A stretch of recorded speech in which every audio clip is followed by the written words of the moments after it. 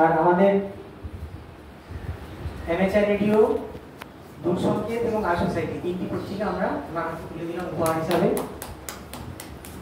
আমরা আমানুল ভাইয়ের কাছ থেকে ওনার ডিএস জীবনের নানান কথা শুনে নেব।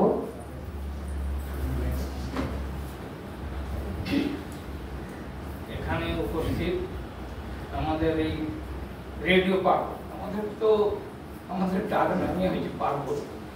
মানে গ্রামে আমরা যখন এই রেডিও শুনি, অনেকে তো আরে রেডিও শোনার লাভটা দেখতে যায়। রেডিও শুনতে গেলে লাভ লোকসানের হিসাব চাইছে।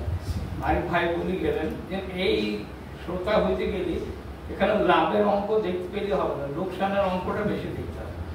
তা আমরাও তাই দীর্ঘদিন আমরা ওই আমাদের শাহিদুল ভাই আছেন, হয়তো সৌমিত্রদা আছে, বিভিন্ন শ্রোতা সমূহ আগে সব রেডিও তাইওয়ান, রেডিও চীন, তারপরে রেডিও জাপানটা হয়নি কোনো সময় আমাদের এখানে। তারপরে রেডিও শর্ট ওয়েভের হচ্ছে ভয়েস অফ আমেরিকা, এসব বিভিন্ন বিদেশিতেও মাঝে মাঝে হতো আর কি। আর তো প্রতি বছরই শ্রোতা সমূহ করতো আর কি। বর্তমান যুগে শর্ট ওয়েভ, আর আমরা বেশিরভাগই হ্যামের সঙ্গে খুব একটা যুক্ত নই, আমরা শর্ট ওয়েভের সঙ্গে যুক্ত ছিলাম। তা ওই শর্ট ওয়েভ শ্রোতার মাঝখানে মাঝে মাঝে আমরা হ্যামের কথাবার্তা শুনতে পেতাম আর কি।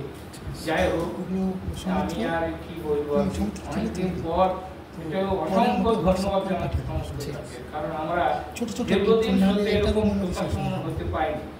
সমুদ্রের সঙ্গে আমার ভালো পরিচয় ছিল না, কিন্তু আমি দেখলাম সিদ্ধার্থ দাস আমার সিদ্ধার্থ তো পরিচিত লোক আছে, ওই জন্যই আর কি। শুধু মুর্শিদাবাদ, আমি সে ভোর 4টি বাড়ছি বেরিয়ে যায় এখানে এসেছি। এই যে সোশ্যালে দেখাই আমার অত্যধিক ভালো লেগেছে, এবং সবাইকে আমার আন্তরিক অভিনন্দন ধন্যবাদ জানি শেষ করি। একটু হাততালি হয়ে যায়, জোরে হাততালি হয়ে যায় আমাদের ভাইয়ের জন্য, জোরে হাততালি। তো এই রেডিও